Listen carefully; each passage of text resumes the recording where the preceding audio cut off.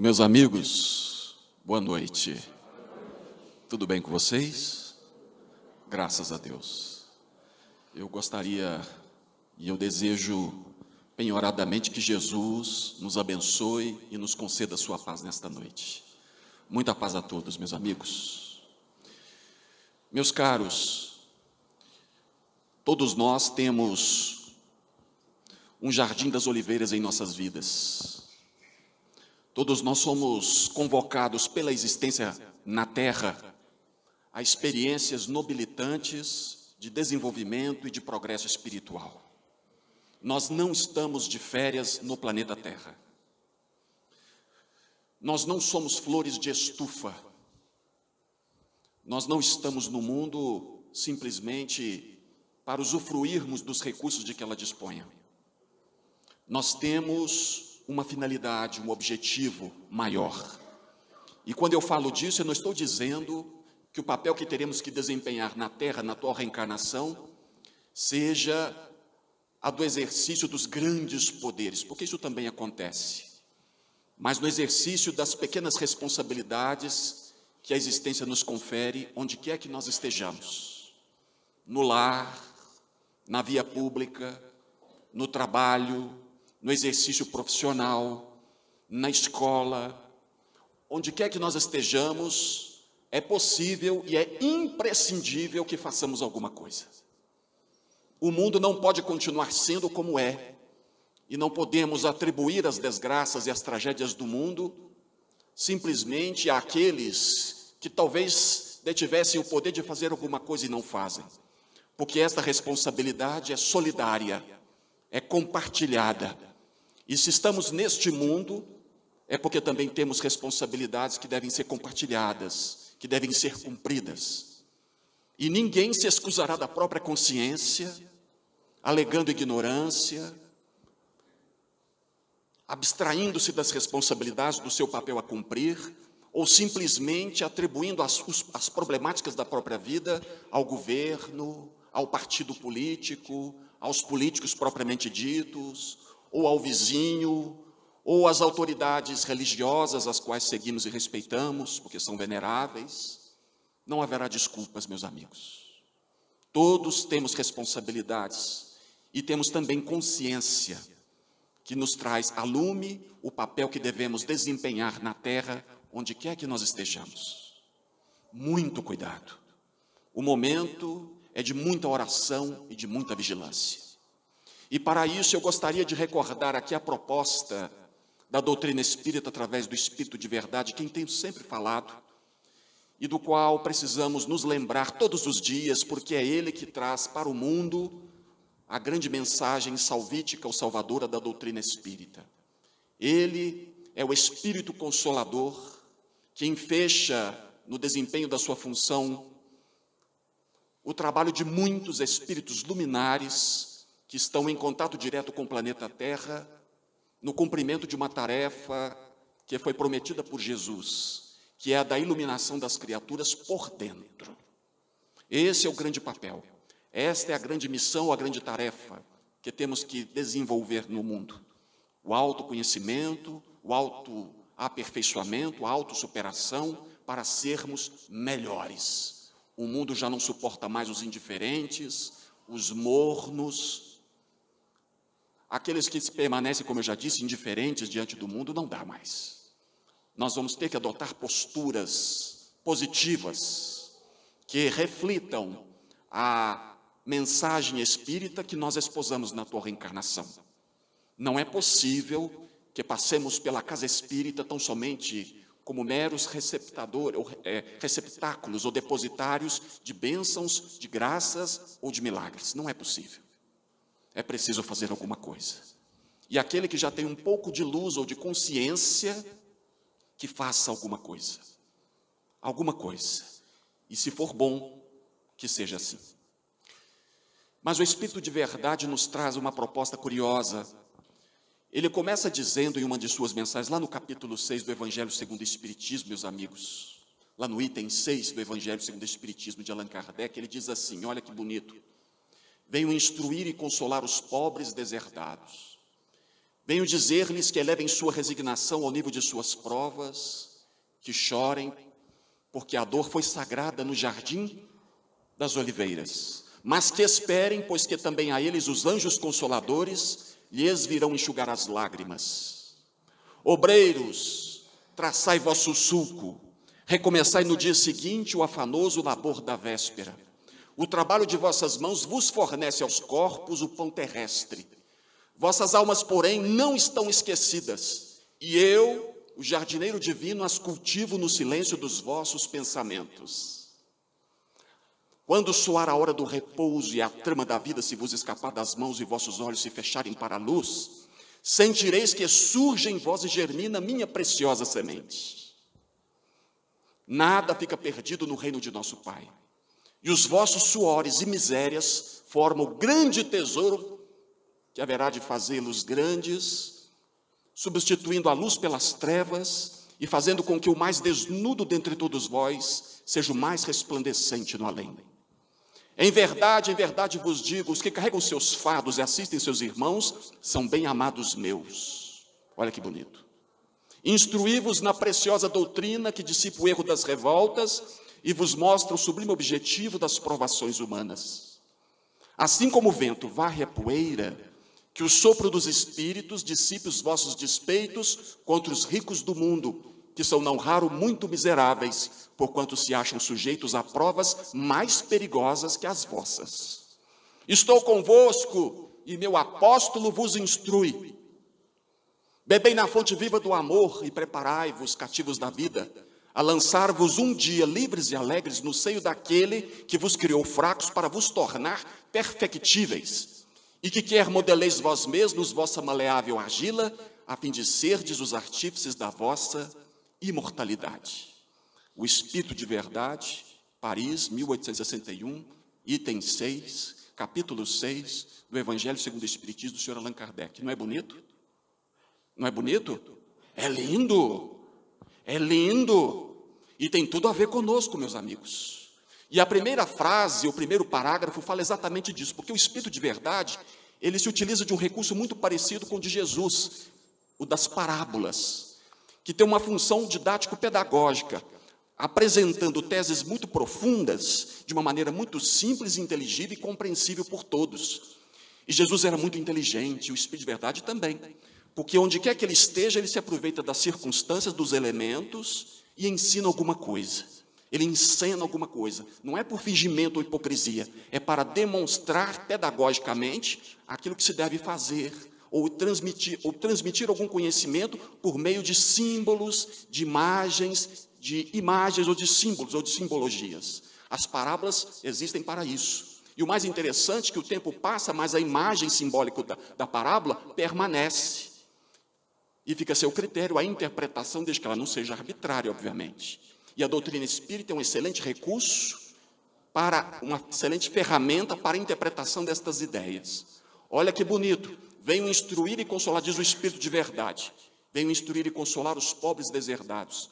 Venho dizer-lhes que elevem sua resignação ao nível de suas provas. Que chorem.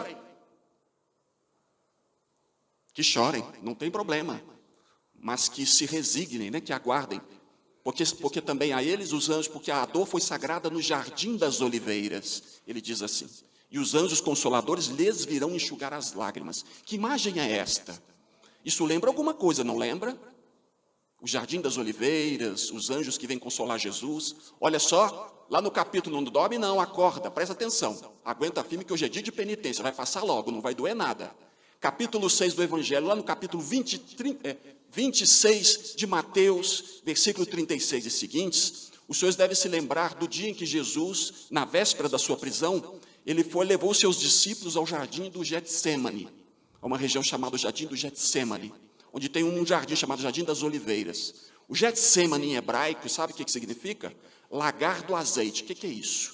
O lagar é uma pedra onde você moe, você tritura, aperta a azeitona para produzir azeite, para produzir óleo.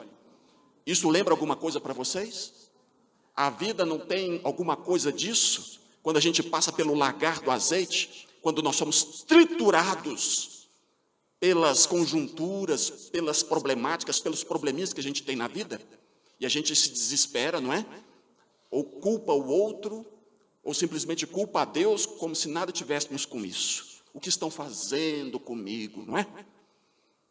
A vida tem, às vezes, essa propriedade. E se você não passou por isso, aguarde, porque o seu momento chegará.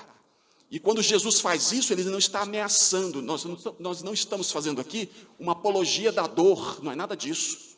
É que a vida tem exigências, e o planeta Terra, como é um mundo material, ela tem exigências muito duras. Não tem jeito, mas nós podemos evitar problemas, atenuando-os por meio de uma postura ética. Porque aquele que caminha, digamos assim, de uma forma mais ética e respeitosa, respeitando as leis da vida, ele se forra de muitos, ele evita muitos, mas muitos problemas. Mas alguma coisa fica, porque a terra tem as suas exigências. E essas exigências não existem para te torturar, para nos torturarem. Elas existem para extraírem de nós a nossa essência, extrair o nosso óleo divino, o nosso azeite. Nós somos triturados. E sabe o que é triturado? Não necessariamente o corpo, mas o nosso orgulho, a nossa arrogância, a nossa prepotência, a nossa petulância, essas coisas gostosas da vida, para a gente poder entender que a gente é filho de Deus, que o outro é nosso irmão, que a vida não é nada daquilo que você pensa que há responsabilidade. Vocês se lembram disso? Então nós somos então triturados no lagar do azeite. Para quê? Para morrer? Não é nada disso. É para produzir azeite. O produto sagrado, gostoso para quem gosta de azeite, não é? Que é delicioso, tempera, não é assim? Ele unta. É um produto muito bom, mas para isso tem que passar pelo lagar do azeite. Tem que ser triturado muitas vezes. Se você ainda não passou por isso, se você já passou, você sabe muito bem do que eu estou falando. Mas se você ainda não passou, se prepare, porque esse é o grande testemunho. E Jesus tem algo a nos ensinar com isso. Então Jesus nos mostra que ele, olha só que interessante, os senhores se lembram, ele levou os discípulos para o Jardim das Oliveiras. Obviamente, Judas Iscariotes não estava, os leva para um determinado ponto e toma consigo 3 discípulos, Pedro, Tiago e João, os mais preparados para aquele momento, e os leva para uma região um pouco mais remota do jardim. Era noite. Ele para por ali e pede que os discípulos ali permanecessem vigiando com ele. Essa é a recomendação. Isso está lá em Mateus, capítulo 26, versículos 36 e seguintes. E eles ficam ali e Jesus vai um pouco mais adiante, sozinho, olha que interessante. Ele se debruça, diz o evangelista, ele se debruça sobre a própria face e começa, diz o texto, a se entristecer. Que coisa esquisita. E Jesus diz o seguinte, olha, vigiem comigo porque estou tomado de uma tristeza de morte. E a gente acha que talvez ele esteja ali em melancolia profunda, numa agonia, né, porque a morte estava por vir. Será que Jesus estava desesperado por causa da morte? Será que Jesus estava assim com medinho da morte? Ele que era o governador da terra, um espírito altivo, corajoso, que falava da vida eterna, estava com medo disso? Do que ele falava, afinal de contas? E esse é o exemplo do Evangelho para que tenhamos uma postura semelhada nos nossos momentos de tortura, nos nossos momentos de inquietação e de testemunhos, porque todos nós os temos. Veja só, e Jesus então se ajoelha, ele se debruça sobre si mesmo e diz o seguinte, olha que bonito, ele diz assim, meu Pai, se for possível passar de mim este cálice para que eu não o beba, mas que se faça a tua vontade e não a minha. Se for possível afastar de esse cálice, que se faça não a minha vontade, o que eu quero, mas o que tu queres.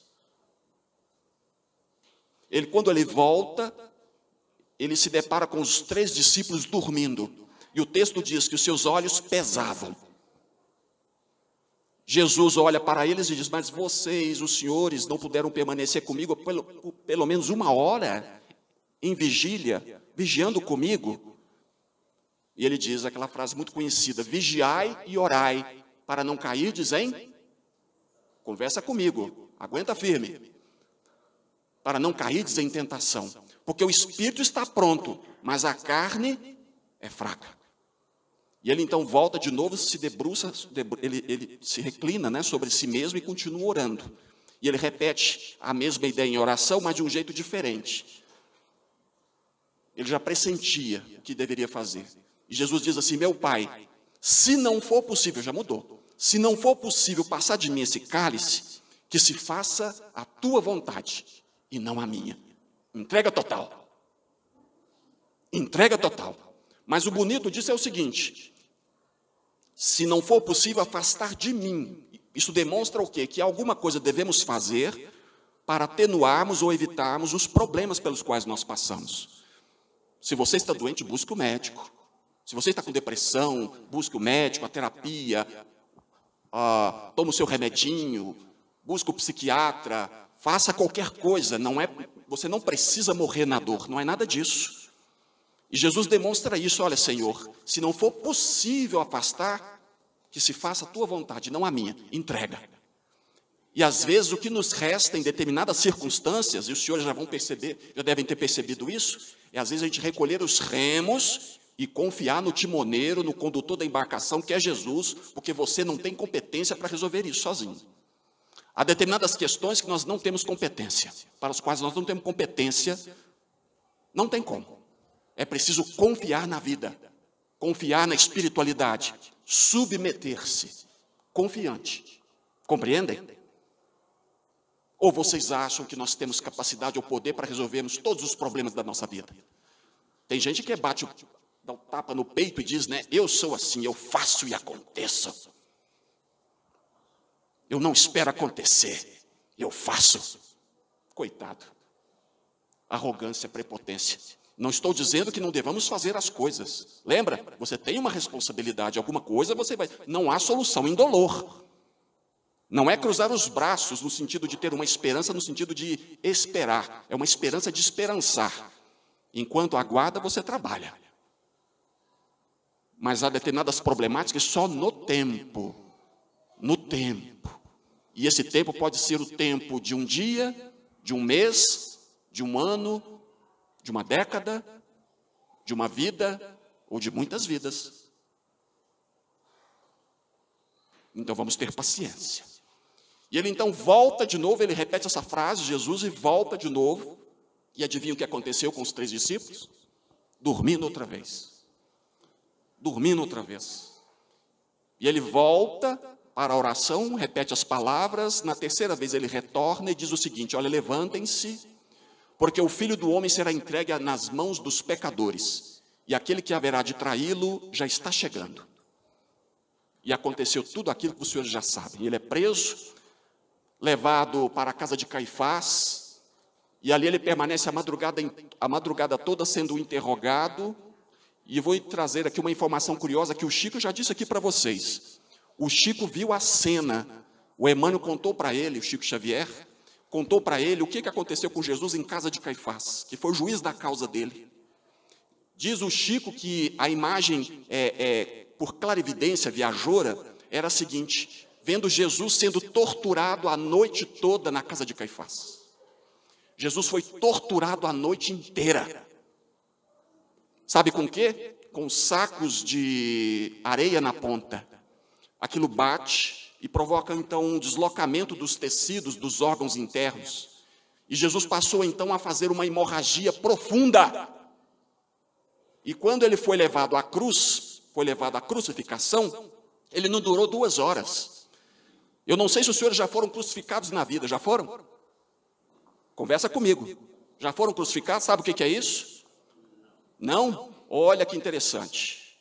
A crucificação é uma morte dolorosa, porque você fica na cruz, eles são colocados, as estacas são colocadas nos punhos, não é? Nos pés, e o indivíduo, à medida que o tempo vai passando, ele vai arriando, vocês entendem? Ele vai arriando na cruz. E quando ele faz isso, há uma compressão dos músculos pulmonares, e a pessoa morre por asfixia. É uma morte deliciosa. Por asfixia. Mas Jesus nem chegou a isso. Nem a isso chegou, porque ele já estava tão tomado pela hemorragia, porque ele apanhou covardemente a noite toda e desencarna em poucas horas na cruz. Os senhores fazem ideia do sofrimento de Jesus? Esse é o lagar do azeite, minha gente. Mas Jesus nos ensinava alguma coisa com tudo isso. Nos ensina alguma coisa. A lição pode ser encontrada ou ratificada no livro Boa Nova do Espírito Humberto de Campos, do irmão X, lá no capítulo 27, chamado A Oração do Horto, que Jesus estava no horto, no jardim. E João, vocês se lembram que eles dormiram 3 vezes? E João passou há muito tempo, depois da desencarnação de Jesus, se perguntando, mas por que eu dormi? Porque João era amigo de Jesus. Por que ele não pôde acompanhar Jesus até os últimos instantes? Por que ele dormiu? Que sono era aquele? Porque o evangelista foi muito claro. Os seus olhos pesavam. Dele, de Tiago e de João. E João então passou a fazer um processo de culpa com isso, não é? Porque ele se sentia muito responsável pela imprudência ou pela invigilância dele. E uma noite, diz Humberto de Campos nesse capítulo, olha que bonito, numa noite ele teve um sonho com Jesus. E ele viu Jesus vindo em sonho, em névoa, olhando para ele sorridente, sem ameaça, sem julgamento, sem nenhuma admoestação, minha gente. Jesus não estava ali para aquilo. E Jesus olha bem para João, evangelista, e diz o seguinte: João, a minha soledade no horto, soledade, minha gente, é solidão, é saudade, compreendem? Melancolia. Ele diz, a minha soledade no horto naquele dia é uma lição do evangelho e também uma exemplificação. Então Jesus estava ali não dando mostra de fraqueza, minha gente. Era uma lição profunda, era uma exemplificação do evangelho, era um testemunho, mas também uma exemplificação do evangelho, compreendem? E ele vai dizer, a minha soledade, lembra da palavra? A minha soledade naquele dia representa para os discípulos que vierem sobre os nossos passos no futuro, que cada espírito na terra deve ascender sozinho ao calvário da sua redenção, muitas vezes com a despreocupação dos seus entes mais amados. Ele estava dizendo o seguinte, trocando em miúdos. Bom, vamos reproduzir tudo o que ele disse para João naquela noite. Ele vai dizer o seguinte, os discípulos do futuro haverão de compreender que o trabalho o trabalho de ascensão espiritual é solitário. Muitas vezes às custas do sono, da indiferença das pessoas que nós mais amamos. E para isso, doravante, é necessário que oremos e vigiemos, ou vigiemos e oremos. Essa era a lição de Jesus. Que nos grandes momentos, nos grandes testemunhos, no momento de grande libertação espiritual, nós estamos apenas com a nossa própria consciência e com Deus. Muitas vezes você não vai contar nem mesmo com a assistência ou com a mãozinha querida de um ente muito amado, que poderá estar dormindo ou usufruindo do sono da indiferença. Aqueles que já passaram a viver um pouco mais, talvez entendam o que eu estou dizendo. Muitas vezes, nos momentos nos maiores testemunhos da sua vida, você está sozinho. Obviamente com Deus, mas sozinho. Porque o mundo não te compreende.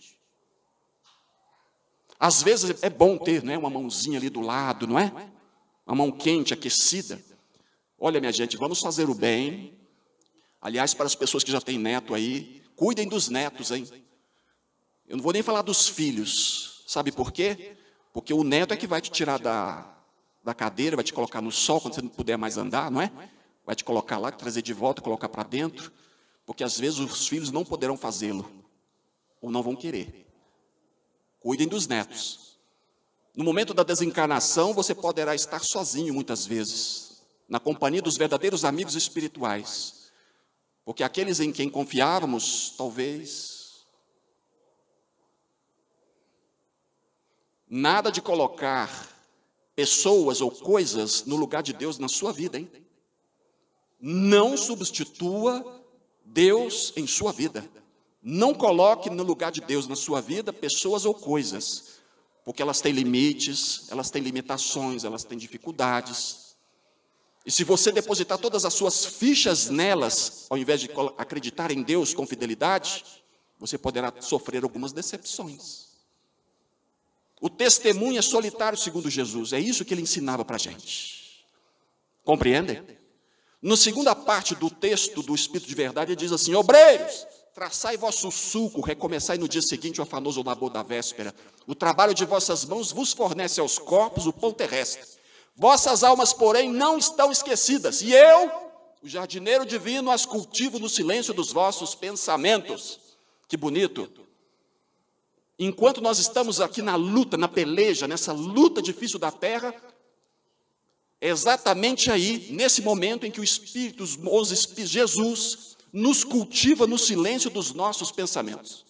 Enquanto nós estamos aqui pensando na morte da bezerra, os Espíritos estão cultivando-nos no silêncio dos nossos pensamentos, insuflando intuições, estimulando-nos nas decisões a tomar, apaziguando os nossos corações diante dos conflitos, afugentando as trevas que obliteram a nossa visão espiritual, dificultando que a gente tenha uma certa lucidez na compreensão dos problemas da vida.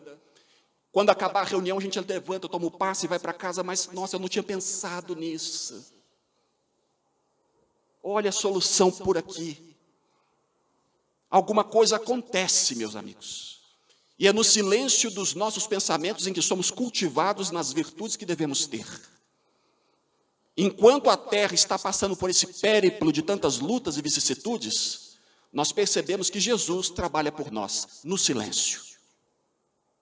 Silenciosamente, cultivando as ideias, os valores, os princípios que haverão de nortear a nossa caminhada no mundo. Não duvidemos. Nós somos cultivados no silêncio dos nossos pensamentos. E o período agora é de transformação, fechamento de ciclo. A mensagem deixa muito claro, porque o Espírito de Verdade, ele tem um conhecimento profundo do passado, mas ele olha para o futuro. E ele não fala para apenas espíritas, para homens, mas fala para espíritos eternos, porque é uma linguagem eterna, para a eternidade. E a mensagem é lindíssima, ele diz assim: bebei na fonte viva do amor e preparai-vos. Assim, quando soar a hora do repouso e a trama da vida se vos escapar das mãos, e os vossos olhos se fecharem para a luz, sentireis que surge em vós e germina minha preciosa semente. Quando soar a hora do repouso e a trama da vida se vos escapar das mãos, e os vossos olhos se fecharem para a luz. Parece que ele está se referindo apenas a um dia, né? Mas não. Pode ser que ele esteja se referindo a uma existência, porque quando nós chegamos na decrepitude, no declínio da existência, nós também estamos perdendo o quê? Estamos fechando os olhos, né, para a luz. Mas ele fala de algo muito ainda mais profundo, do ponto de vista cosmológico, do desenvolvimento, do progresso espiritual de todo o planeta. É um fechamento de ciclo, minha gente. As luzes do passado, que são as luzes da expiação e prova, do mundo de expiação e prova, já estão ficando, o dia já está se encerrando, mas não se encerra aí, porque um dia se fecha, mas o novo se abre, um novo ciclo, que pode demandar milênios. Vejam como o Espírito de Verdade é sábio. Quando soar a hora do repouso e a trama da vida se vos escapar das mãos, e os vossos olhos se fecharem para a luz, sentireis que surge em vós e germina minha preciosa semente. Não é o problema todo que já estará resolvido, minha gente. É apenas uma semente que germina, abrindo perspectiva para uma nova era, que é um novo dia que se abre no calendário cósmico. Compreendem? Onde é que pode estar isso? Vamos tentar confirmar isso. Presta atenção. Vocês se lembram da parábola dos trabalhadores da última hora? Ou não? Conversa comigo. Atenção, não dorme não, aguenta firme. Hoje é dia de penitência. Olha só. Parábola dos trabalhadores da última hora. Jesus contou uma parábola muito interessante. Um trabalhador, um homem, um pai de família, de madrugada, ele saiu para assalariar trabalhadores para a sua vinha. E ele encontra, então, a primeira turma, na primeira hora do dia. O dia para o judeu começa por volta das 6 horas, minha gente. Não é como a gente. Por volta das 6 horas. E o texto diz que, na primeira hora, então chegam a primeira leva, os trabalhadores da primeira hora. E ele combinou com eles o seguinte: vou pagar para vocês por um dia um denário. Um denário, minha gente, convertido para hoje, daria mais ou menos 50, 60 reais. Não é pouco, não é muito, mas também não é pouco. Por um dia. Olha que interessante. E ele diz assim: vão para a minha vinha e eu vou pagar um denário para vocês. Ele sai na terceira hora. A terceira hora é o quê? Se a primeira hora são 6 horas, a terceira hora seria que horas? 9 horas, não é? 6, 7, 8, 9. 9 horas, no nosso horário. Às 9 horas ele sai outra vez, arregimenta mais trabalhadores para a vinha. Na 9ª hora, a que horas? Ele saiu na primeira hora, na terceira hora, na 6ª hora, melhor dizendo. Na 6ª hora, ele sai de novo e chama mais trabalhadores. Na 9ª hora, ele sai outra vez e arregimenta mais trabalhadores. O que vocês estão fazendo aí na praça? Não estamos fazendo nada, porque ninguém nos assalariou, então vão para a minha vinha. E eles comparecem. E quando chega a 1ª hora, faltando 5 horas da tarde, faltando 1 hora para encerrar o dia, chega então quem? Os trabalhadores da última? Os trabalhadores da última hora chegando. Quando dão 6 horas, ele fecha a vinha e manda pagar todo mundo. E começa pelos últimos que chegaram. E ele vai pagando assim. E quando chegou nos trabalhadores da primeira hora, o que aconteceu? Deu uma briga. Eles falaram: Senhor, mas o Senhor vai pagar para a gente tanto quanto aqueles? Para a gente tanto quanto paga para eles? A gente que suportou o calor do dia. É justo, Senhor? Mas eu não lhe causo prejuízo algum, porque foi esse o combinado. E a mim me aprove dar aquilo que eu quero a quem quer que seja. Teve alguma injustiça aí? Por que um dia? Por que aqueles que chegaram, faltando 1 hora só, receberam tanto quanto aqueles que chegaram na primeira hora? Vocês já perceberam que há determinadas pessoas que têm uma habilidade tal que conseguem fazer em poucas horas aquilo que a gente às vezes precisa fazer por muito tempo? Jesus gastou quanto tempo para revolucionar a Terra? Mais ou menos uns 3 anos. E você, já revolucionou o planeta, a sua vida? Já conseguiu? Jesus fez em 3 anos aquilo que a gente não consegue fazer em uma vida, minha gente. Ou em vidas, ou existências sucessivas. Há determinadas pessoas, agora, vamos lá, né? Não precisamos ir tanto, buscar tanto assim Jesus. Jesus é puro. Mas busquemos as pessoas do nosso convívio. Lá no seu trabalho deve ter alguém que tem a habilidade de fazer em pouco tempo aquilo que você gasta, às vezes, 1 semana. Na Europa, os trabalhadores que atingem, que cumprem as suas metas, já estão liberados. Aqui no Brasil, a gente fica trabalhando por 6, 7, 8 horas, não é? E a gente tem que ficar lá, até o final. Para quê? Para nada. Matando tempo, fingindo que está trabalhando. E no final do mês recebe o olerite, né, o contra-cheque, e fala: olha a porcaria de salário que me pagam. Amaldiçoando o salário. Isso vai ter consequências, cuidado com isso. Porque aquele que não é digno no pouco não merecerá mais. Cuidado. Ele fica 8 horas, faz tudo que todo mundo faz. Passa o cartão na hora certinha, sai na hora certinha, mas se acabou o horário, deu para ele ir embora, se você pedir para ele ficar um pouquinho mais, nossa, meu Deus do céu. E aqueles que têm responsabilidade com o trabalho sabem muito bem, muitas vezes você tem que chegar mais cedo, e às vezes sair um pouco mais tarde, não é assim? Então, na Europa, se você já cumpriu a sua meta, você já está liberado, pode ir embora. Então, existem aqueles que conseguem fazer em pouco tempo aquilo que a gente precisa de mais tempo para poder fazer. Então, os trabalhadores da última hora, muito bem, poderiam ser aqueles que chegaram na primeira hora, né, pela reencarnação, não é assim? Reencarnando, foi reencarnando e reencarnando e foram se aperfeiçoando. E quando chegam à atual existência, trazem habilidades extraordinárias. E conseguem resolver muitos problemas com muita facilidade. Ele tem aquilo que chama intos legere, inteligência. Intos legere, intos dentro, legere é ler. Inteligência é a capacidade de ler por dentro. É isso. Mas é o resultado do quê? Do esforço, do trabalho, do sacrifício. Entendem? Muito bem. Esse espírito, então, quando ele consegue fazer em um dia, E esse dia, minha gente, representa um dia cósmico. É só um tempo, é só um prazo. É apenas um dia. Porque o novo dia haverá de raiar depois deste dia. E o trabalho continua. E por que todos recebem o mesmo salário? Fechando. Por quê? Por que eles recebem o mesmo salário? Porque é o mesmo dia. Nós estamos vivendo o mesmo dia no planeta Terra. O mesmo dia. Qual que é o dia do planeta Terra? Mundo de provas e expiações. O salário é o mesmo. E o que você tem a ver com os primeiros discípulos do passado, que foram mortos lá nos circos máximos pelos leões, com as lutas que você está passando hoje?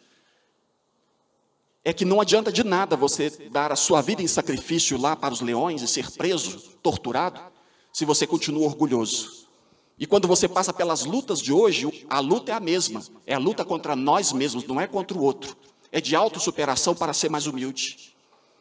Então, o que nos conecta com o passado é isso. O que nos conecta com os antigos mártires é a luta que devemos realizar no enfrentamento dos nossos animais. Eles enfrentavam os leões e nós enfrentamos as nossas feras interiores. O salário é o mesmo. Depende do sacrifício que você faz, das suas intenções. Eu encerro aqui, recordando então o último parágrafo da mensagem do Espírito de Verdade, quando ele fala, instruí-vos, não é? Na luz da doutrina. E ele fala assim, bebei na fonte viva do amor e preparai-vos cativos, a lançar-vos um dia livres e alegres no seio daquele que vos criou fracos para vos tornar perfectíveis. Ele fala de amor. Ele fala de humildade. E para isso nós temos uma doutrina alcandorada que nos intui, que nos conduz. E para que ela serve? Por que você é espírita? Para que o espiritismo está na sua vida? Qual é a finalidade disso? Qual é o sentido? Para que espiritismo? É para colocar um lembrete na sua camiseta? Colocar assim, como muitos fazem, né? Eu sou espírita na camiseta para exibir para os outros? E aí você vai ter que colocar na parte de trás da camiseta. E daí? E daí? Espiritismo é rótulo? É rótulo? Para que espiritismo, minha gente? O que você está fazendo aqui? Para que você luta tanto, sofre tanto? Para quê? A doutrina espírita responde. Allan Kardec perguntou lá, fechando, minha gente. Pergunta 799. Qual é a contribuição que o espiritismo pode dar para o progresso? Olha que bonito. Para que espiritismo? Trocando em miúdos. E os espíritos respondem, destruindo o materialismo, que é uma das chagas da sociedade, o espiritismo ensina aos homens onde é que se encontram os seus verdadeiros interesses.